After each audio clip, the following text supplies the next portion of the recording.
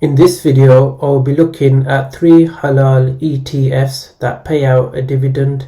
I will also be comparing their performances and give my personal preference at the end, so do make sure you stick around for the whole video. A dividend is like a small share of the earnings generated by the collection of stocks held by the ETF. This is then paid out to investors. The great thing about a dividend paying ETF is that you don't need to worry about selling. You can just accumulate shares over a long period of time and get passive income in the form of dividends. If you reinvest those dividends, it will compound your return. As always, I will not be saying whether I believe these ETFs are halal to invest in. They are advertised as such, but you will need to do your own research. The first ETF I'll be looking at is the iShares World Islamic ETF. The ticker symbol for this is ISWD. This covers the world market and the majority of it is invested in the US market. So around 67% is invested in the US market, and it's also invested in other areas such as France, Japan, United Kingdom and Canada, and other countries in Europe as well, like Switzerland and Germany. So you do get that full exposure to the whole world economy, and you're not just based in the US, but the majority of it is still in the US, so you are still benefiting from that US exposure. In terms of the top 5 holdings, the biggest holding is Microsoft, so over 17% is invested in one individual company, so that's quite high. However, I will say that Microsoft is probably one of the least volatile companies. So if we look at my stock valuation spreadsheet, we can see the beta is below 1 for Microsoft, so that means it's not as volatile as the market. And if I look at other tech companies that are usually involved in the top holdings of an ETF, I can see they're more volatile. So for example, Apple, you can see is above 1 in terms of its beta. And then just looking at Google, we can see that's also above 1. So Microsoft is the least volatile. And this is quite a conservative ETF in the sense that there's not many high-flying tech companies in the top holdings, so you've pretty much just got Microsoft. And then the next one is Tesla, so I do believe that's also part of the Magnificent Seven. So that's around 20% in just the top 2 companies, which is fairly high. So you do really have to depend on these 2 companies doing well to really drive the ETF. And then the rest of the ETF is mainly in blue chip companies. So you've obviously got Johnson & Johnson, Procter & Gamble, and are considered by many to be fairly safe investments. So I would say this ETF is not very volatile, but obviously we will look at its return as well to see how it's performed over the past few years. And in terms of its sectors, you've got the top 5 sectors. So the top one is mainly invested in the tech industry. So a lot of the ETFs do generally have a major investment in tech. So as you can see, this one is 34%, and the majority of that is coming from Microsoft. And then you'll probably have other small tech companies. I think Cisco is one of them as well, which again aren't as volatile as the high flyers such as Google, Amazon, Apple. And then the second biggest sector is the energy sector, so that's around 14%. And then you've got healthcare, materials and industrials. In terms of the expense ratio, it's 0.3%, which I believe isn't too bad for an Islamic ETF. And then you've got a dividend yield of 1.6%. So that's basically the return that you would be expecting on your investment, and that's paid out 2 times in a year, so that's semi-annually. So you are getting that dividend in addition to your capital appreciation. And in terms of the PE ratio of the ETF, it's currently at 16.83, which is, I would say, fairly decent. I think the S&P 500 is a bit higher, and the American markets are probably higher as well. So the fact that this is invested in not very volatile companies with great performances is probably why the PE ratio isn't so high. And if we scroll down, we can see the average annual return. So this isn't the return on a 1-year basis or 3-year basis. This is the average annual return. So over 10 years, we can see the average annual return of this ETF is 6.87%. So obviously each year it does fluctuate and it's not the same every year. But on average, if you held this over a 10-year period, you'd be getting an annual return of 6.87%, which I would say is pretty decent. I know the S&P 500 is probably between 7 and 10%, but the great thing about this is that it's not as volatile as other ETFs because it's quite a conservative ETF. So although it doesn't go up as much as maybe other ETFs, it also doesn't go down as much either, because I remember in 2022 it didn't do as bad as the rest of the market. I believe the S&P 500 went down over 20% or so, whereas this ETF went down, I think, just a few percentage points. So you can see there it's only gone down around 2% in 2022, which is quite good considering the S&P 500 was around 20%. So if you can stomach that volatility, then that's fine. This is more conservative. So if you can't stomach that volatility and you want slow and steady returns, then this is probably a much better ETF, because I remember 2022 was, everyone considered the stock market was going to crash and it was going to go really low, and in fact it did go over 20%, which is considered a stock market crash, whereas this ETF was still performing really well. So yeah, I would say this ETF does perform well. So the next ETF I'm going to be looking at is the iShares USA Islamic ETF, and the ticker symbol for this is ISUS. As you can see, this looks very similar, but this is just based in the US, so it's not based in the world. So this is pretty much only US companies. Everyone usually talks about investing in the stock market and they mention the S&P 500. They are usually just talking about the US market, because the US market has overperformed over the past 20 years, and that's mainly due to its top holdings such as Apple, Microsoft, and a few others of the high flyers.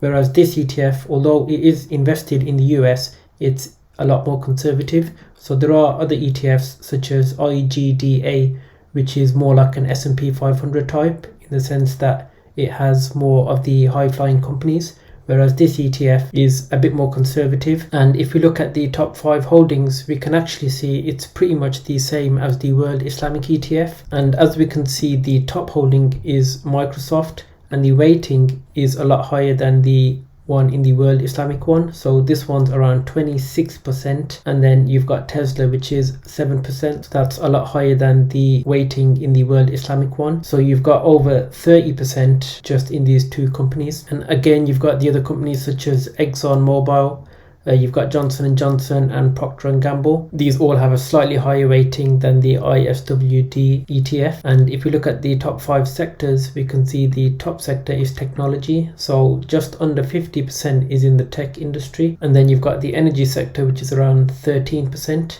You got the healthcare sector, which is 12.47% of the ETF. And then instead of materials, you've got consumer discretionary, which is around 9% of the ETF. And then in terms of industrials, you've got 6%. So even the top 5 sectors are fairly similar, but in the US one, you've got a lot higher weighting. So I would say it's more heavy, more tech heavy. The expense ratio is the same, so that's the 0.3%, and the dividend yield is 1.12%. So that's slightly less than the dividend yield that the other ETF offers. And the PE ratio is slightly higher because the US market is generally considered overvalued, and although this PE ratio is probably not as high as the S&P 500, it is still higher than the world ETF, so that's just under 20. In terms of the average annual return, we can see that below here. So we can see, just looking at the 10 years, we can see the average annual return over a 10-year period has been 8.59%, which is a bit higher than the world ETF. So that is a very decent return. And if you compare this to the S&P 500, I would say it's sort of similar or not too far off the S&P 500. And do remember, I will be giving my verdict at the end of the video as to which ETF I prefer from the 3 ETFs. So now I will look at the final ETF. It is the iShares Emerging Markets Islamic ETF. The ticker symbol for this is ISDE. As you can tell from the name, this is based in the emerging markets. So these are markets outside of the US, UK and Europe, which aren't considered as developed, but are considered to be the future, or at least considered to be developing markets. So the main region that this ETF is invested in is in South Korea, and the second biggest region is Taiwan. And you can probably see from the top holding, Taiwan Semiconductor, that the majority of the Taiwan industry is invested in this company here. And then you've got other countries that it's invested in, such as India, China, Saudi Arabia, Brazil, and many more like South Africa and Mexico. So all these are considered to be developing markets, considered to be growing over the next few years or so. So we can see the top holding, which I mentioned earlier, was the Taiwan Semiconductor Company. So that's 20% just in this one company. So for me, that seems like it's a lot in the semiconductor space. The next biggest holding is Samsung. And then you've got these three companies, which to be honest, I don't know too much about. So you've got Reliance Industries, which is around 3%. You've got SK Hynix Inc., which is around just over 2%. And you got Vale, which I believe is a Brazilian company. So that's just over 2%. And then in terms of these sectors, again, you've got technology, which is the top sector. So you've got a huge rating here as well, 40%. So it's not as high as the US market where it's 45%, but it's definitely higher than the world ETF. So I would say it's a bit tech heavy. And in terms of the second highest sector, unlike the other two ETFs, this is materials. And then the third top sector is the energy sector, which is around 11%. And then you've got healthcare and then consumer staples. In terms of the expense ratio, this is slightly more expensive than the other two ETFs. So this is 0.35%. And the dividend yield is also higher than the other two. So you're getting more return in terms of the dividend. So this is over 2%. So that's 2.89%. Whereas the other two were just over 1. You had ISWD, which is around 1.6. But this one is a lot higher at 2.89%. And the PE ratio is 10.95, which is a lot lower than the other two ETFs. This could be because it's in the underdeveloped markets and the earnings obviously won't be as optimistic as the other organizations in these ETFs, such as your Microsoft and Teslas. So that's probably why it has a low PE ratio. And just looking at the average annual return, you can see this doesn't look too good. Over a 10-year period, the average annual return is only 1.91%. So that's the average return you'd be getting over the past 10 years. And if you look at 3 years, you can see you've actually made a loss. So if you've been investing for 3 years, your average annual return would be a minus 2.43%. So you'd actually be making a loss. However, this is an emerging markets ETF. So these kind of ETFs are considered outperform over the next 10 to 20 years because they are underdeveloped and their scope for growth is a lot higher than, say, the US market, which has already grown over the past 20 or so years. So if you're willing to take that risk, then this could be a good ETF. So now I will give my verdict as to which ETF from these three I would prefer. So for me, it's only really between these first two ETFs. So the reason why I like these ETFs is that they are both relatively conservative if you compare them to the S&P 500, and they also pay a dividend as well, so you do get that passive income. If we look at the performances, we can see the US market has overperformed.